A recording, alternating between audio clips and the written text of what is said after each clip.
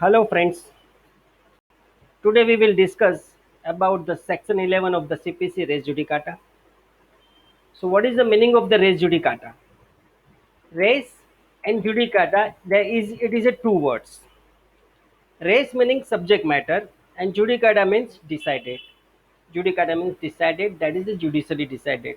So therefore, general meaning of the res judicata is subject matter which is decided. Okay, इतना ही है.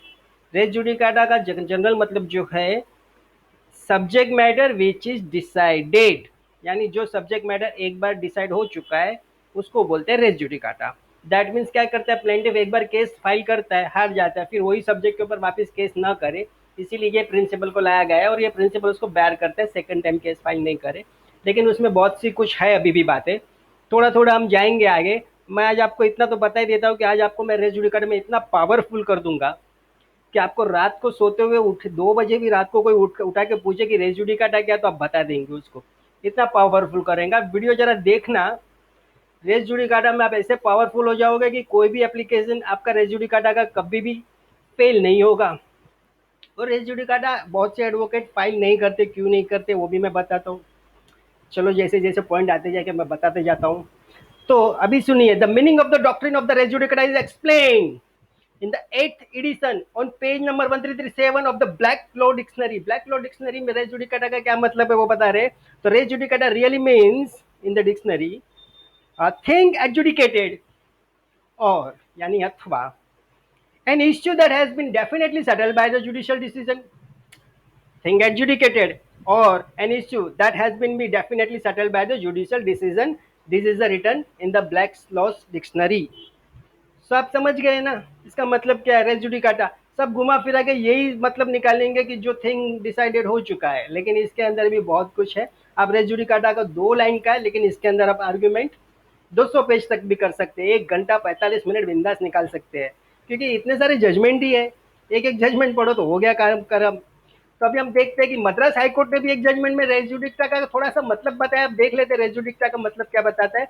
तो case है नागभूषण मल versus चंदिकेश्वर अलीगम, 2016 का केस है.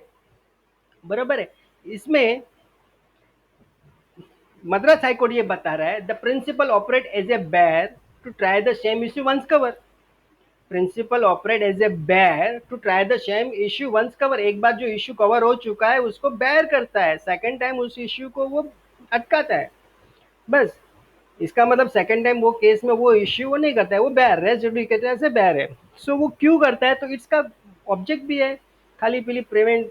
इतने सारे केसेस होते जा रहे, एक बार हुआ कितना, मतलब इट्स क्या एम क्या है, वो भी मद्रास हाईकोर्ट बोल रहा है, मैं नहीं बोल रहा हूँ. It aims to prevent multiplicity of proceedings and accords finality to an issue which directly and substantially had arisen in the former suit between the same parties or their previous and was decided and has become final, so that the parties are not vexed twice over and vexatious litigation. If put an end to end, valuable time of the court is saved. आप समझ गए ना, court का भी time बचाना है, multiplicity of the case हो रहे हैं उसको भी अटकाना है. इसलिए रेस जुडिकाटा भाई पहले एप्लीकेशन डाल के उसको खत्म करो. लेकिन बहुत से जजेस है, आप पहले डालेंगे तो बोलेंगे ये स्टेज नहीं है इसका, इसको बाद में सोचा जाएगा, बाद में डिसाइड किया जाएगा. और इसको इश्यू में भी फ्रेम करते हैं तो क्या है, फाइनल आर्गूमेंट में भी लोग लेते हैं. और बहुत से वकील लोग, अभी आपको क्या बोलूँ कि जानबूझ के वो एप्लीकेशन डालते ही नहीं है, क्योंकि एप्लीकेशन डालेगा तो कोर्ट तुरंत केस डिसमिस हो जाएगा. केस डिसमिस हो जाएगा तो केस चलेगा नहीं, केस चलेगा नहीं तो उनकी प्रैक्टिस नहीं चलेगी, प्रैक्टिस नहीं चलेगी तो वगैरह वगैरह वगैरह. अभी आप समझ जाओ. चलो, तो अभी मैं थोड़ा आगे और बढ़ता हूँ. The expression res judicata means and implies that a matter which is already decided or adjudicated upon by a court shall not be once again tried or decided upon by the same court or any other court. मैंने बोला ना आपको race judicata बना इतना powerful बना दूंगा ना, एक एक बात वापस ऐसे दिमाग में आपके घुसती जाएगी क्या पूछिए मत. मैंने बोला वही, लेकिन अभी दूसरी लैंग्वेज में बोला, क्योंकि हमारे इतने सारे कोड है, सब लोग हर अलग अलग लैंग्वेज में बोल रहे हैं, तो वो भी मैं बता देता हूँ. तो वापस सुनिए. The expression res judicata means and implies that a matter which is already decided or adjudicated upon by a court shall not be once again tried or decided upon by the same court or any other court. चलो आगे बढ़ते हैं. The judgment of the court is binding on all the parties. to the suit, they shall not be permitted to re-agitate on the same matter another suit covering the same subject matter, and the issue between the same parties is liable to be dismissed as bad by the principle of res judicata. समझ गए ना? इतना ही है, लेकिन देखिए फिर भी court क्या क्या बोलते जा रहा है. अभी देखिए, the application of the principle of the res judicata is practice is controlled by several condition. आगे इस कंडीशन, रेस जुडिक्टा है, रेस जुडिक्टा है, लेकिन कुछ कंडीशंस भी है भाई. देख लीजिए क्या कंडीशन है. तो कंडीशन नंबर 1, ये भी जज हाई कोर्ट में, मतलब जजेस ने कहे, सब कोर्ट के डिसीजन है. ये जो मैंने बताया मद्रास हाई कोर्ट का, उसी का बताया हुआ है.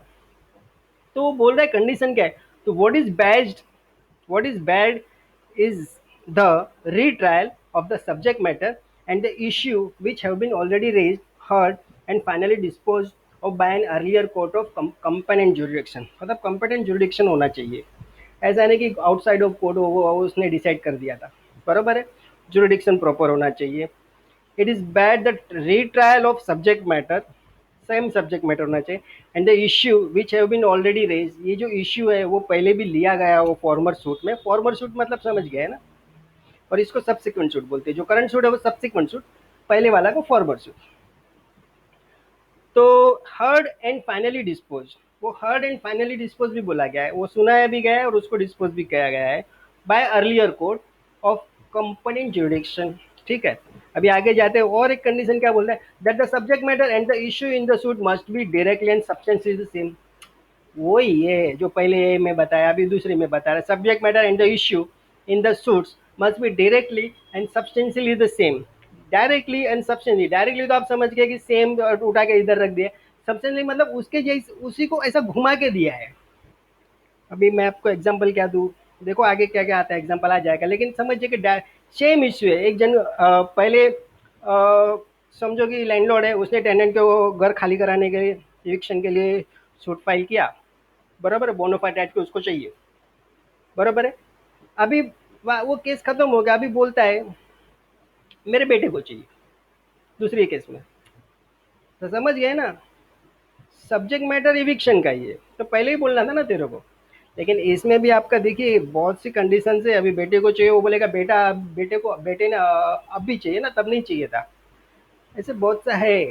तो ये सब्सटेंशियली सेम हो गया वो, ये अभी चाहिए पहले चाहिए. सो आगे बढ़ते. Court which has earlier decided the case must be a court of competent jurisdiction. वो तो हमने अर्लियर बता दिया आपको. That the court before which the matter is issue already decided by an earlier court is brought up to consideration shall also be competent to try such a matter is issue. That is, both the court must have concurrent jurisdiction. That the parties must be litigant under the same title in both the parties. बहुत same party होनी चाहिए, title same होना चाहिए.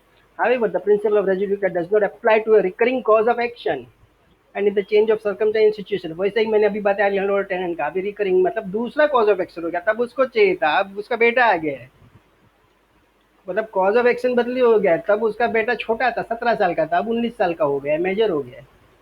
Cause of action तब उसको नहीं चाहिए था, अब उसको धंधा करना है. कॉज ऑफ एक्शन अभी 19 का हो गया, इसलिए तभी उसका नाम नहीं डाला था कि उसको चाहिए था, लेकिन अभी 19 साल का हो गया तो उसको चाहिए.